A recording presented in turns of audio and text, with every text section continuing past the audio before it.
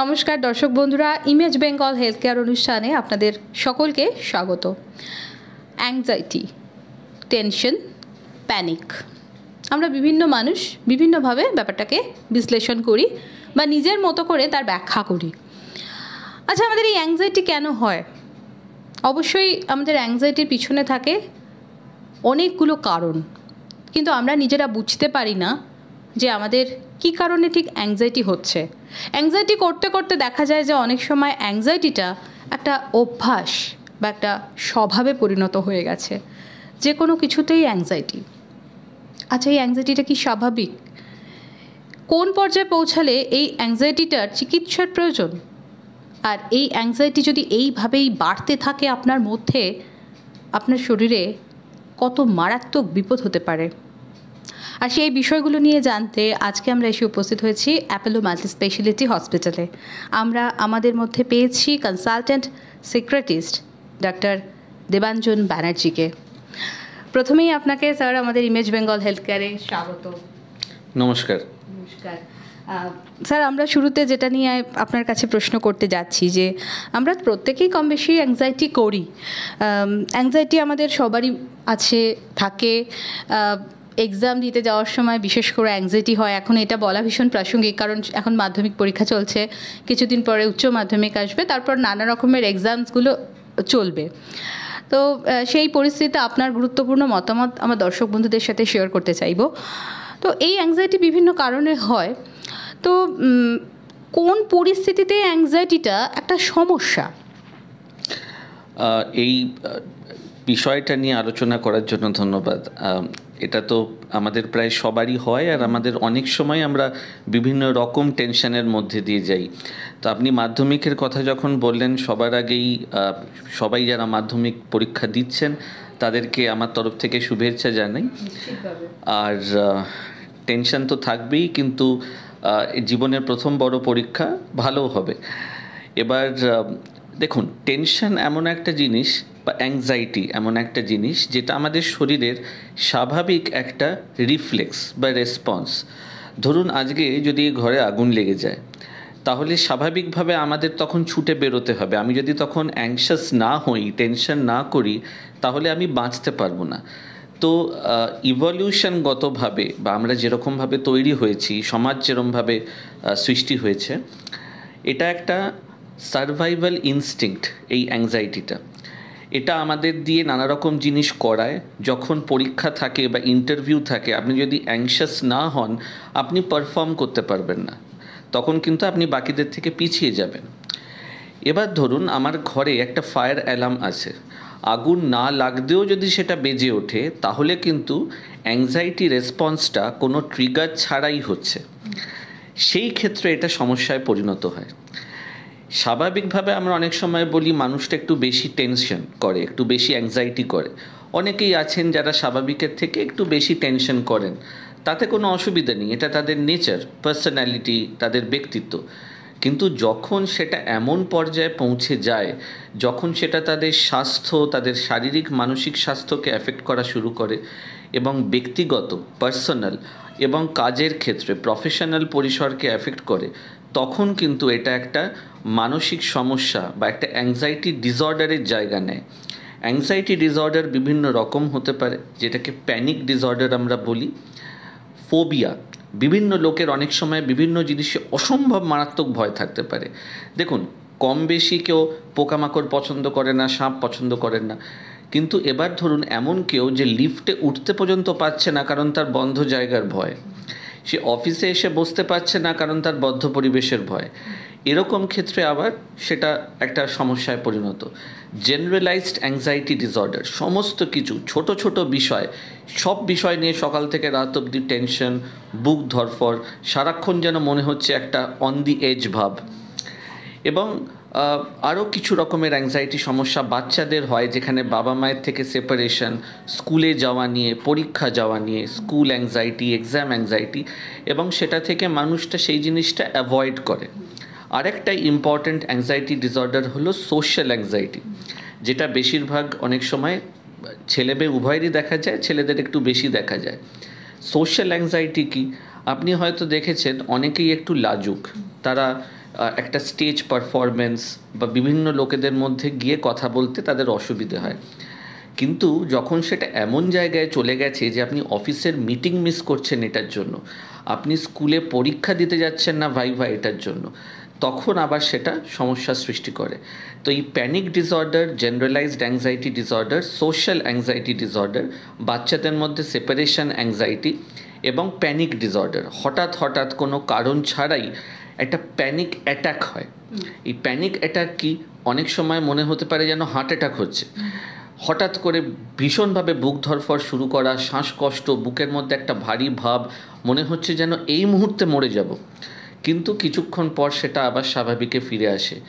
Panic disorder এতটাই মারাত্মক হতে পারে যে আমরা দেখি বিভিন্ন মানুষ কিন্তু হসপিটালের এমার্জেন্সিতে পর্যন্ত ভর্তি হন। ভালো কথা হলো এই প্রত্যেকটা ডিসঅর্ডার বা সমস্যারই কিন্তু সঠিক চিকিৎসা রয়েছে এবং মানুষ সম্পূর্ণ সুস্থ হতে পারেন। একেবারে তাই। স্যার, আমরা এই সুস্থতা প্রসঙ্গে অবশ্যই আলোচনা করতে যাব যে একজন মানুষ, এই যে আপনি বললেন, খুব একটা ভীষণ সুন্দর একটা আপনি এক্সাম্পল দিয়েছেন যে আমরা ফায়ার অ্যালার্মটা যখন বেজে উঠছে কোনো কারণ ছাড়া, তখন আমরা বুঝবো যে আমাদের একটু সমস্যা হচ্ছে। তো আমরা যদি এই কথাটাকে ঠিক মাথায় নিয়ে নিই, তাহলে মনে হয় আমাদের বুঝতে অসুবিধা হবে না যে কখন চিকিৎসকের কাছে যাওয়া দরকার। আমি একটু লক্ষণ নিয়ে আপনার কাছে প্রশ্ন করব যে ঠিক আর কি কি লক্ষণ দেখা দিলে আমাদের বুঝতে হবে যে হ্যাঁ, এবার আমি আর নিজে এটা পারছি না কন্ট্রোল করতে, এবার আমার চিকিৎসকের পরামর্শ নিতে হবে। দেখুন, আমরা সবসময় বলি যে আর্লি আইডেন্টিফিকেশন, মানে যত আগে আপনি জিনিসটার চিকিৎসা শুরু করবেন ততই বেটার। আর অ্যাংজাইটি ডিসঅর্ডারের ক্ষেত্রে মাথায় রাখতে হবে যে সবসময় যে ওষুধ নিতে হবে তার কিন্তু মানে নেই।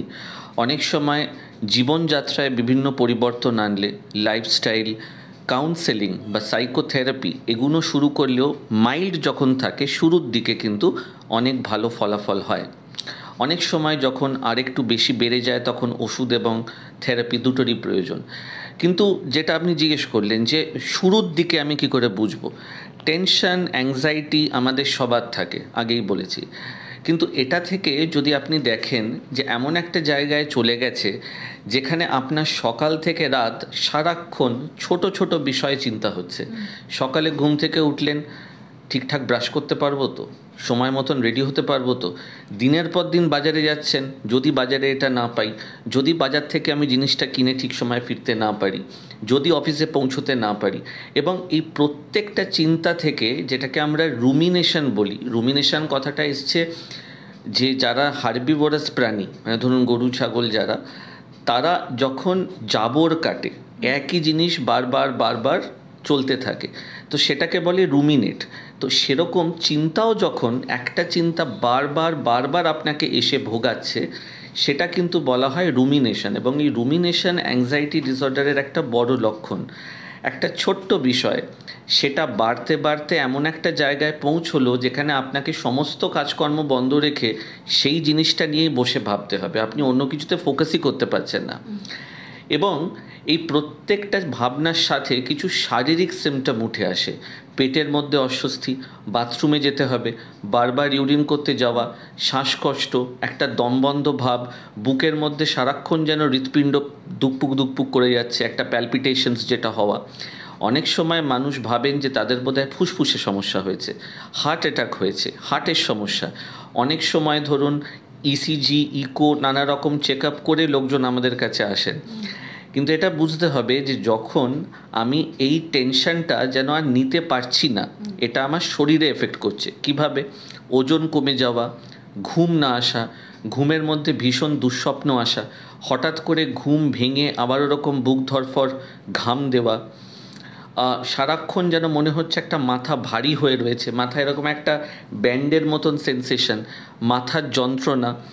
এই জিনিসগুলো কিন্তু তখন বোঝা যেতে পারে যে না, আমার অ্যাংজাইটি টেনশন হয়তো আগে ছিল, কিন্তু এখন এটা আমার সাইকোলজিক্যাল, মানসিক এবং শারীরিক স্বাস্থ্যকে এফেক্ট করছে।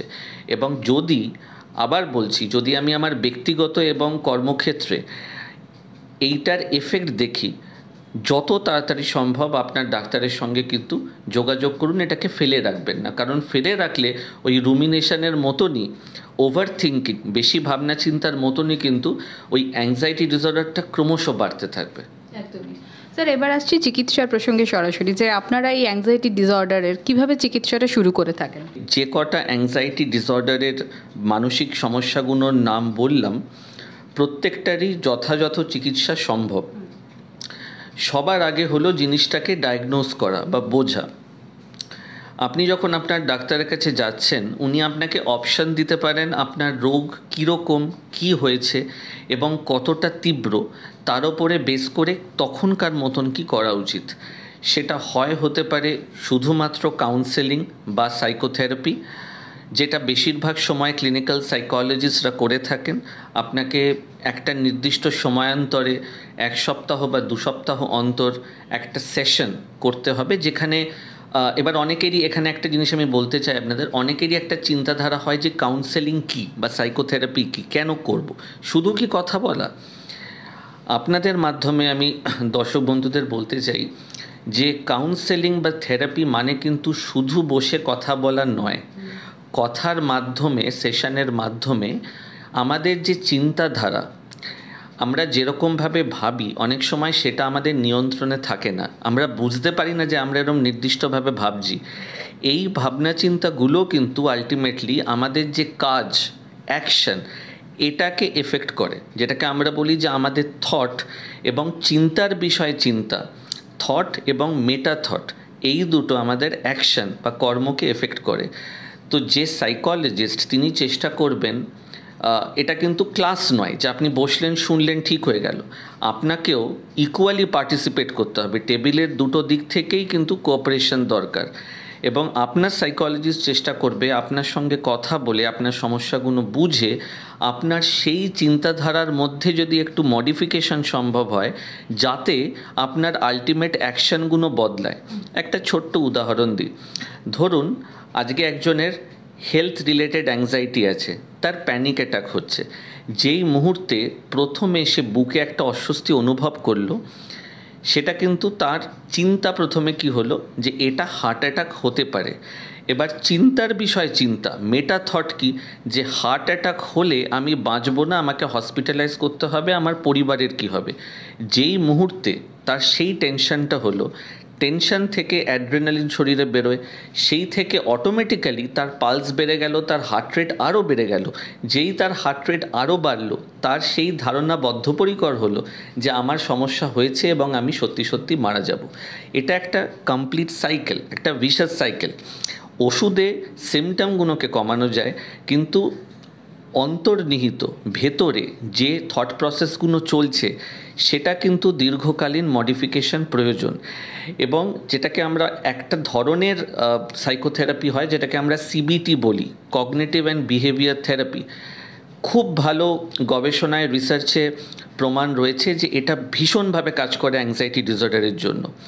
এছাড়াও নানা রকম মেডিসিন রয়েছে অ্যান্টি অ্যাংজাইটি। অ্যাংজাইটির সঙ্গে অনেক সময় ডিপ্রেশন বা মানসিক অবসাদ থাকতে পারে, অ্যান্টি ডিপ্রেসেন্ট প্রয়োজন হতে পারে।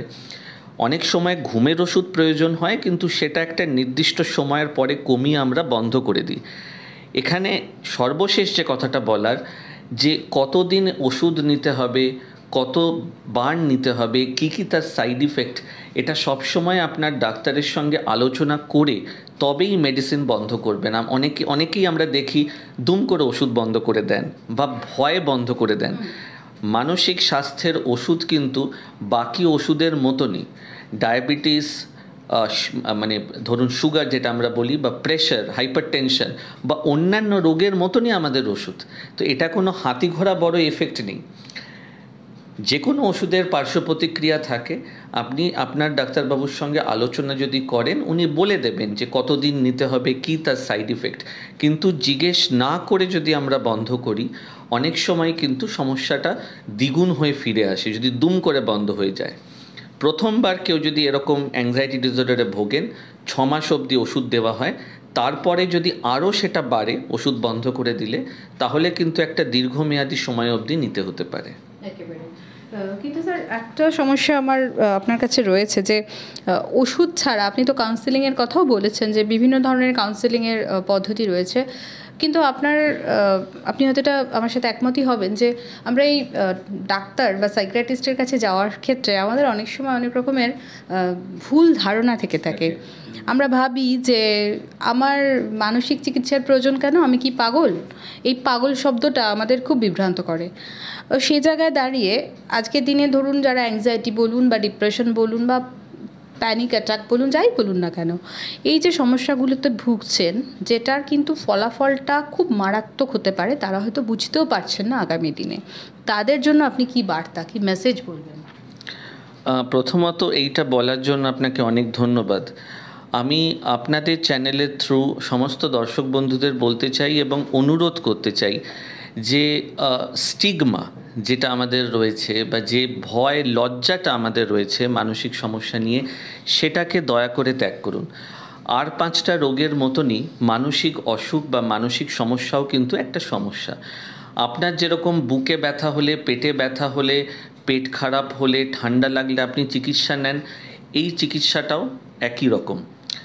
বিশ্ব স্বাস্থ্য সংস্থা বলে there is no health without mental health, মানে মানসিক সুস্থতা ছাড়া কোনো রকম সুস্থতা সম্ভব নয়। এবং আশা করি আমরা সবাই এটা বুঝতে পারি যে মন যদি একজনের ঠিক না থাকে, আপনার কাছে যত অর্থ, যত বাহুল্য, যত কিছুই থাকুক না কেন, আপনি সেটাকে এনজয় করতে পারবেন না। এবং মনের ডাক্তার হিসেবে তাই আপনাদের সবাইকে বলতে চাই যে মানসিক অসুখকে চিকিৎসার প্রয়োজন। আমাদের যে সমস্যাগুলো থাকে বেশিরভাগেরই চিকিৎসা সম্ভব। একটাই কথা হলো আপনার ডাক্তারবাবুর সাথে রেগুলার আলোচনায় থাকবেন। ইন্টারনেট থেকে অনেক সময় ভুল তথ্য আসে, আপনাকে অনেকে বলতে পারে ও নার্ভের ওষুধ খাচ্ছেন, তার তো প্রচুর পার্শ্ব প্রতিক্রিয়া, সাইড ইফেক্ট, খাবেন না, বন্ধ করে দিন। এবার দেখুন, এই জিনিসগুলো আমরা অনেকেই শুনি, কিন্তু যদি আপনি আপনার ডাক্তারবাবুর কাছে যান, তিনি আপনাকে বুঝিয়ে বলতে পারবেন যে অ্যাকচুয়ালি কী করা উচিত। কাজেই এক্সপার্ট পরামর্শ ছাড়া কোনো ডিসিশন না নেওয়াই বেটার। আপনি বলছিলেন যে ওষুধ ছাড়া কি করণীয়। দেখুন, একটা বড় জায়গা অ্যাংজাইটি ডিসঅর্ডারের, এবং অ্যাংজাইটি ডিসঅর্ডার এতটাই common, national mental health survey 2015-16 সালে হয়েছিল, national institute of mental health and neuroscience Bangalore, NIMHANS, এবং government of India, ministry of health. তো এটা ভারতের বৃহত্তম সার্ভে আজ অবধি মানসিক সমস্যা নিয়ে। অ্যাডিকশানের পরেই কিন্তু অ্যাংজাইটি ডিসঅর্ডারের স্থান। মানে এমনি আমরা বলি যে ভারতে সেই নাগরিকদের যে সার্ভেতে যা আসে, প্রত্যেক 5 জনের মধ্যে 1 জনের কোনো রকম মানসিক সমস্যা বা অ্যাডিকশানের সমস্যা রয়েছে। অ্যাংজাইটি ডিসঅর্ডার, পার্টিকুলারলি প্যানিক এবং সোশ্যাল অ্যাংজাইটি, জেনারেলাইজড অ্যাংজাইটি কিন্তু প্রায় 8 থেকে 10% ছিল। জাস্ট ভেবে দেখুন ভারতের জনসংখ্যা এটা কতটা বড় নাম্বার হতে পারে। এবং শুধুমাত্র ওষুধ নয়, আমি বলবো জীবনযাত্রায় পরিবর্তন, একটা রুটিন, স্লিপ হাইজিন, ঘুমানোর সময় নিয়ন্ত্রণ ঠিক করা, ডেইলি এক্সারসাইজ, সেটা যে কোনো রকম হতে পারে, দৌড়নো, জিম, সাঁতার, যোগার একটা বিশাল বড় রোল রয়েছে, যোগাসনের। এবং সর্বোপরি যেটা আমরা আজকে কেউ বোধহয় করি না, এই ভার্চুয়াল স্ক্রিন থেকে, ফোন ল্যাপটপের স্ক্রিন থেকে বেরিয়ে একটু বাইরে যাওয়া, নিজের সাথে সময় কাটানো, বন্ধুদের সাথে সময় কাটানো, রিল্যাক্স করা এবং কিছুটা মি টাইম বা ব্যক্তিগত সময় রাখা, সেটা যদি দিনে 15 মিনিটও হয়। কিন্তু বোধহয় আমরা সবাই সোশ্যাল মিডিয়া, ফোন, ল্যাপটপ স্ক্রিনে ডুবে ওই বাহ্যিক কৃত্রিম দুনিয়াটাতেই হারিয়ে গেছি। সেটা থেকে যদি আমরা একটু বেরিয়ে আসতে পারি, আমার মনে হয় ওভারঅল আমরা মানসিকভাবে ভালো থাকবো। একেবারে নিশ্চিতভাবে। কিন্তু আমার এই প্রসঙ্গে আর একটা প্রশ্ন আপনার কাছে রয়েই যাচ্ছে, যে কি জায়গা থেকে আমরা শুরু করেছিলাম অ্যাংজাইটি, এবং যেহেতু এখন মাধ্যমিক পরীক্ষা চলছে, কয়েকদিন পরে উচ্চ মাধ্যমিক, তারপরে আছে জয়েন্টের পরীক্ষা, তো বাবা মাদের প্রত্যাশা এবং সন্তানের যে ক্ষমতা, এই দুটোর মধ্যে ভারসাম্য আনাটা এখন ভীষণ বড় একটা চ্যালেঞ্জের জায়গায় পৌঁছে গেছে। যারা পরীক্ষা দিচ্ছে তারাও যেমন একটা চাপ বোধ করছেন, তেমনি বাবা মারাও কিন্তু একটা চাপ বোধ করছেন, দুজনেই দুজনের জায়গা থেকে কিন্তু ঠিক। সুতরাং এই দুজনে যেহেতু দুজনের জায়গা থেকে ঠিক, তাদের ভিন্ন ভিন্ন দাবি দিয়ে তারা কিন্তু তাদের মতো করে ভাবতে শুরু করেছেন, এবং যেটা হচ্ছে অ্যাংজাইটির একটা অনেক বড় কারণ।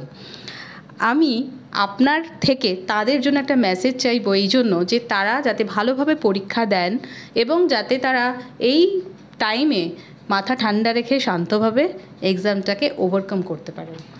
বেশ, প্রথমেই বলবো যে আপনি যেরকম বললেন যে দুদিক থেকেই কিন্তু দুজনে ঠিক, এবং অনেক সময় একজন অন্যজনের দৃষ্টিভঙ্গিটা বুঝতে নাও পারেন। যারা পেরেন্টস রয়েছেন, বাবা মা পরিবার রয়েছেন, যারা মাধ্যমিক পরীক্ষা দিচ্ছেন তাদের, বা অন্যান্য যে পরীক্ষা আসছে, এবং যারা পরীক্ষাটা দিচ্ছেন, যারা সৈনিক, দুজনের ক্ষেত্রেই আমার একটা জিনিস বলার থাকবে যে দেখুন, অ্যাংজাইটি বা টেনশন হওয়াটা, যে পরীক্ষাটা ভালো হবে তো, কোয়েশ্চেন পেপার সহজ হবে তো, যা পড়ছি মনে থাকবে তো, প্রথমেই বলি এগুলো মনে হওয়া কিন্তু স্বাভাবিক, এগুলো রোগ নয়। রাত্রেবেলা একটু ঘুমের ডিস্টারবেন্স হওয়া, একটু গা ঘাম দেওয়া, পরীক্ষা যাওয়ার আগে খিদে না পাওয়া, একটু মানে সারাক্ষণ একটা এজি ফিলিং থাকা, কিছু ভালো না লাগা, মাঝে মাঝে ফোনের দিকে মন চলে যাওয়া, এগুলো প্রত্যেকটাই কিন্তু আমরা সবাই ছাত্রাবস্থাতে, ছাত্রজীবনে ফেস করেছি। প্রথম জিনিস যেটা মাথায় রাখা উচিত যারা পরীক্ষা দিচ্ছেন, যে এটাই প্রথম এবং এটাই শেষ পরীক্ষা নয়, এবং প্রত্যেক পরীক্ষার মূল্যায়ন কিন্তু শুধুমাত্র তার নাম্বারে হয় না। অনেকে বলতেই পারেন যে নাম্বারটাই তো সব, ভর্তির সময়, কিন্তু প্রত্যেকের একটা নিজস্ব ক্যাপাবিলিটি থাকে। ধরুন একজন মানে 10 জন লোক যখন একটা স্পোর্টসে পার্টিসিপেট করছেন, 10 জনই কিন্তু একটা 100 মিটারের দৌড়ে ফার্স্ট বা সেকেন্ড হতে পারেন না, এবং এটাও ঠিক নয় যে যারা প্রথম 3 জন হন তারাই শুধু দৌড়তে পারেন, বাকিরা দৌড়তে পারে না। তো প্রত্যেকের নিজস্ব ক্যাপাবিলিটি, সীমাবদ্ধতা, কতটা পড়তে পারছেন, শারীরিক মানসিকভাবে সুস্থ থেকে সেটা বুঝে কাজ করা উচিত।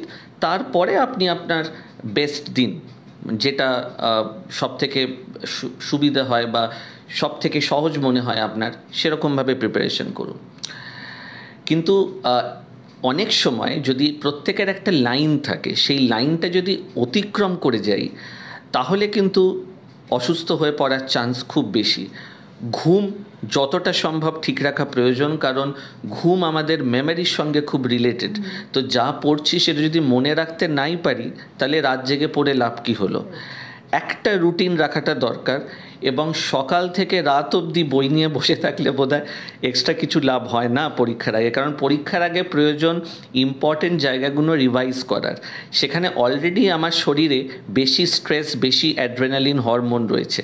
আমি যদি তখন নিজেকে যথাযথ রেস্ট না দিই, কিছুটা সময় বইয়ের বাইরে না থাকি, তাহলে বোধহয় আমি আরও টেনশনে পড়ব।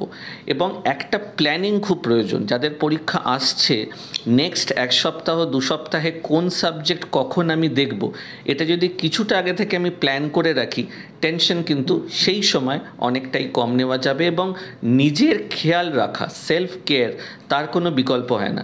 পরীক্ষা থাকা মানেই স্নান করব না, খাবো না, সারাক্ষণ বই নিয়ে বসে থাকবো নয়।